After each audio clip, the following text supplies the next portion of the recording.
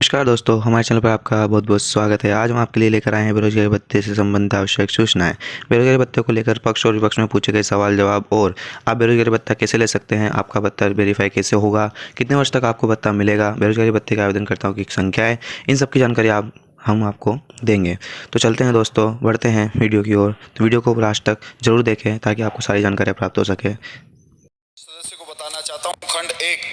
जी हां, राज्य सरकार ने जन घोषणा पत्र में राज्य के शिक्षित बेरोजगार युवा वर्ग को 3500 रुपए तक प्रतिमाह की घोषणा की थी, जिसकी अनुपालना में दिनांक 1 फरवरी 2019 से राज्य में मुख्यमंत्री युवा संबल योजना का संचालन किया, जिसके अंतर्गत पुरुष आशार्थियों को 3000 रुपए, ट्रांसजेंडर महिलाएं एवं विशेष योगदान आशार्थियों को 3500 रुपए प्रतिमाह बेरोजगारी भत्ता दिया जा रहा है।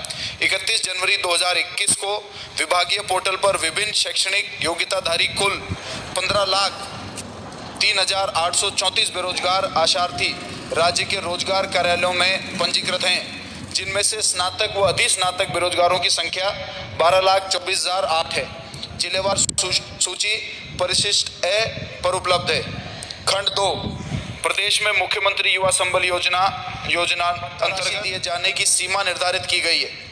योजना प्रारंभ तिथि 1 फरवरी 2019 से 31 दिसंबर 2020 तक कुल 2,49,433 आशार्थियों को बेरोजगारी भत्ता दिया जा चुका है तथा वर्तमान में माह जनवरी 2021 में कुल 1,59,113 आशार्थियों को बेरोजगारी भत्ता मिल रहा है।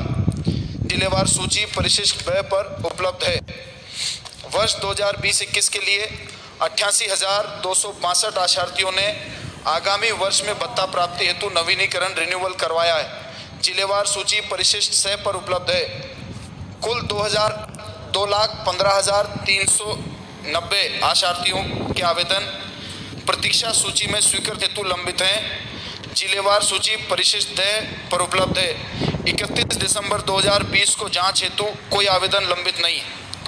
खंड 3, जी हां, मुख्यमंत्री युवा संबल योजना अंतर्गत स्नातक बेरोजगारों को भत्ता देने हेतु लाभार्थियों की एक वर्ष में 1,60,000 की अधिकतम संख्या निर्धारित है। सरकार द्वारा बजट 2021-22 की बजट घोषणा संख्या 56 के अनुसार उक्त अधिकतम सीमा में वृद्धि प्रस्तावित की गई है।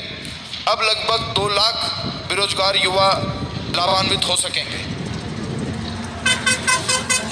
अध्यक्ष महोदय, मैं आपके माध्यम से मंत्री महोदय आपसे जानना चाहूँगा कि आपने खंड 1 में 31 जनवरी 2021 तक पोर्टल पर आशार्थी शब्द इस्तेमाल करते हुए 15,03,034 आशार्थियों का पंजीयन की बात की, जिसमें 12,24,000 स्नातक और अधिस्नातक है।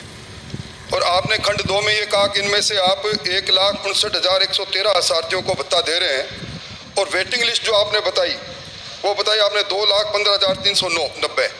जब आशार्थी जो पोर्टल पर 15,03,034 है, तो वेटिंग लिस्ट के अंदर आपने किस प्रकार इनको छांटा 2,15,390। और दूसरा आपने जो बताया खंड 3 में कि 1,60,000 आशार्थियों को आप बेरोजगारी भत्ता दे रहे हैं।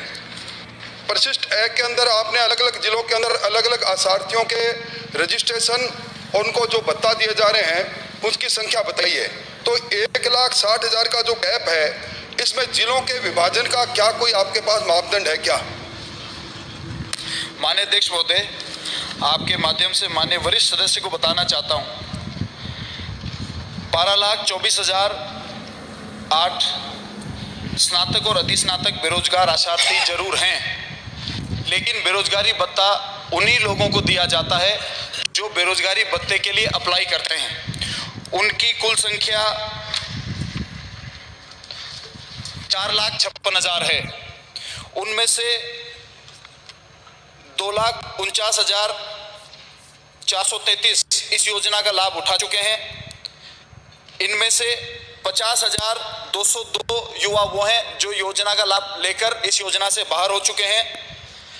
2,15,390 ये वो आशार्थी हैं जो 1,60,000 में से जैसे जैसे निकलते जाएंगे वैसे वैसे ये 2,15,000 इस योजना का लाभ उठा सकेंगे। पहले जब ये योजना शुरू की गई तब इससे पूर्व में 1 लाख को ही इस योजना का फायदा मिल रहा था। हमारी सरकार आई सब 2 में आपने 1,59,111 में से जो रिन्यूअल किया है वो 88,262 अशार्थी बताई है। तो ये जो रिन्यूअल, इसका मतलब ये है कि आप एक बेरोजगार को मात्र 1 वर्ष के लिए बेरोजगारी भत्ता देते हैं, या रिन्यूअल 1,59,000 में 88,262 का कैसे हुआ?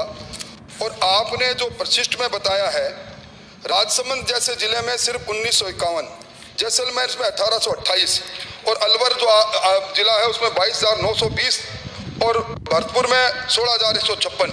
ये इतना असार्थियों के बेरोजगारी भत्ते में इतना वेरिएशन क्यों है? एक क्या यहाँ बेरोजगारी नहीं है राजसमंद में, जैसलमेर में?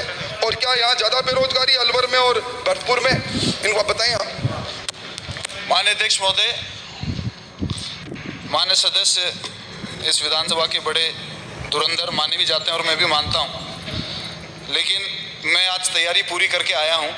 मैं आपको बता दूं कि 88,000 जो रिन्यूअल हुए हैं, इसका मतलब माननीय अध्यक्ष महोदय ये नहीं है कि 1 साल के लिए दिया जा रहा है। पूर्व में जिनका चल रहा है, काफ़ी आशार्थियों का 2 साल पूरा हो गया है, काफ़ी आशार्थी उम्र का कैप पार कर गए हैं और काफ़ी लोगों ने जो उनका रिन्यूअल टाइम 1 महीना होता है, जून महीना अगर उनका आखिरी बेरोजगारी भत्ता मिलने का फर्स्ट ईयर का आखिरी मंथ है, तो जुलाई का पूरा महीना उनको रिन्यूअल डॉक्यूमेंट्स पेश करने का समय दिया जाता है। यदि उस 1 महीने के अंदर वो अपने रिन्यूअल डॉक्यूमेंट्स अपलोड नहीं करते हैं तो उनका नाम स्वतः ही कंप्यूटर से हट जाता है। तो ये 3-4 प्रक्रिया है जिसके तहत जो पूर्व के लाभ आशार्थी होते हैं उनका नाम कट जाते हैं और जो समय से अपनी प्रक्रिया पूरी करते हैं, एज लिमिट के अंदर आते हैं और जिनका 1 ही साल पूरा हुआ होता है उनको वापस रिन्यू किया जाता है। अगला प्रश्न बहुत लंबा हो जाएगा। एक सेकंड। मैं अध्यक्ष महोदय, मंत्री जी से ये जानना चाहता हूँ कि 1,60,000 का जो राइडर है वो या तो नौकरी मिलेगी या भत्ता मिलेगा, इन दोनों का कोई तालमेल है क्या?